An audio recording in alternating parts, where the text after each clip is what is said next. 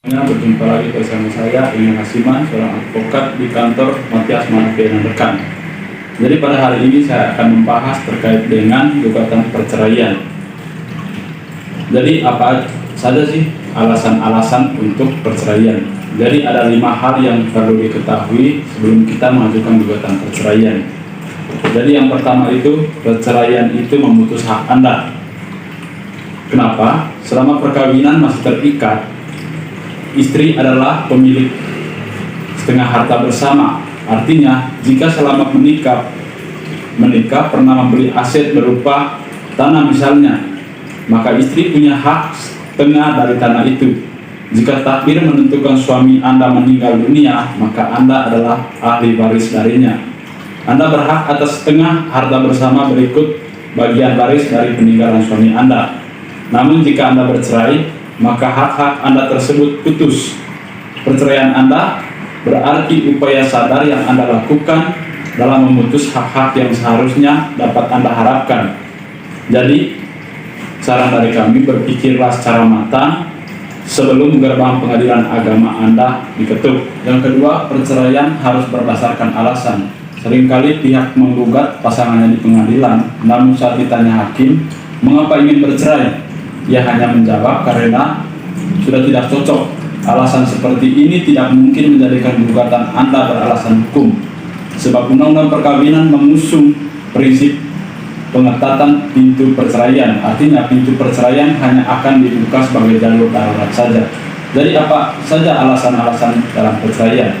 Yang pertama itu adalah salah satu pihak berbuat zina. Yang kedua, salah satu pihak meninggalkan pihak lain selama 2 tahun berturut-turut. Yang ketiga, salah satu pihak mendapat hukuman penjara 5 tahun. Yang keempat, salah satu pihak melakukan kekejaman atau penganiayaan. Yang kelima, salah satu pihak mendapat cacat badan atau penyakit dengan akibat tidak dapat menjalankan kewajibannya sebagai suami atau sebagai istri. Yang keenam, antara suami dan istri secara terus-menerus terjadi perselisihan dan pertengkaran. Jadi 6 alasan inilah yang menjadikan alasan dalam mengajukan gugatan perceraian. Terus yang ketiga, pastikan pengadilan yang Anda tuju berwenang mengadili. Jadi dalam gugatan perceraian, biasanya yang beragama Muslim dan yang beragama non-Muslim itu berbeda pengadilannya. Yang beragama Muslim dapat mengajukan perceraian di pengadilan agama, di mana tempat domisili tergugat. Yang non-Muslim diajukan gugatannya itu di pengadilan negeri di tempat domisili penggugat. Misalnya, si A dan si B adalah seorang yang beragama Muslim dengan domisili KTP-nya di Jakarta Barat. Jika si A mengajukan gugatan untuk si B di pengadilan agama Jakarta Barat karena sesuai dengan domisili tergugat. Yang keempat, pastikan Anda mengetahui identitas lengkap pasangan Anda. Menggugat cerai pasangan tidak berarti Anda pasti merupakan pihak yang benar. Tidak berarti pula hak Anda pasti terpenuhi. Pun tidak berarti pasangan Anda sesuai dengan yang Anda tudingkan. Sehingga menggugat pasangan itu harus dengan tetap menjaga prinsip keadilan. Ia harus punya kesempatan membela diri sebagaimana Anda punya kesempatan menggugatnya. Untuk itu, ketika ada gugatan keadilan pertama yang paling dasar adalah bahwa pasangan Anda harus mengetahui adanya gugatan itu. Standar bahwa ia sudah mendapatkan haknya mengetahui adanya gugatan Anda adalah bahwa ia sudah dipanggil secara sah.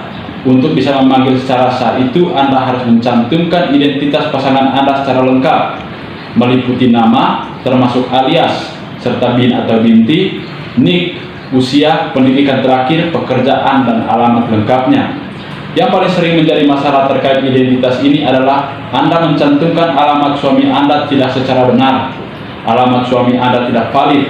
Suami Anda tidak dikenal di alamat yang Anda sebutkan.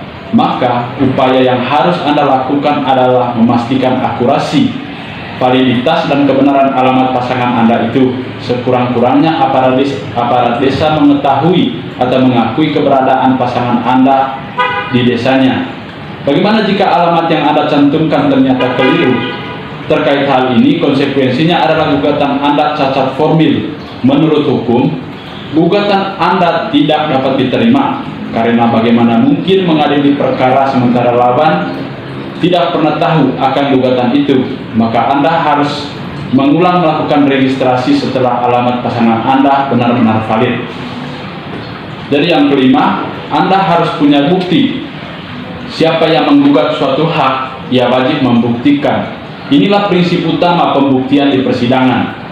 Jika Anda menuntut hak perceraian di muka hakim, maka Anda berkewajiban membuktikan dengan tuntutan hak perceraian itu, apakah benar beralasan atau tidak. Jika Anda mendalilkan bahwa Anda dan pasangan Anda sering bertengkar, buktikan dengan saksi-saksi keluarga dan orang yang dekat dengan Anda dan pasangan Anda selama ini. Tidak mungkin Anda bertengkar tetapi tidak ada yang mengetahui. Pastikan saksi-saksi Anda mengetahui kronologis, sebab-sebab, dan keadaan pertengkaran yang Anda dalilkan. 5 hal ini cukup untuk meyakinkan bahwa Anda benar-benar bersungguh-sungguh ingin menyelesaikan permasalahan rumah tangga. Jadi saran dari kami agar supaya terhindar dari perceraian dan tidak disarankan untuk bercerai apabila permasalahan masih bisa terselesaikan secara musyawarah dan sepakat. Demikian penjelasan dari kami, semoga dapat bermanfaat bagi yang menonton. Terima kasih.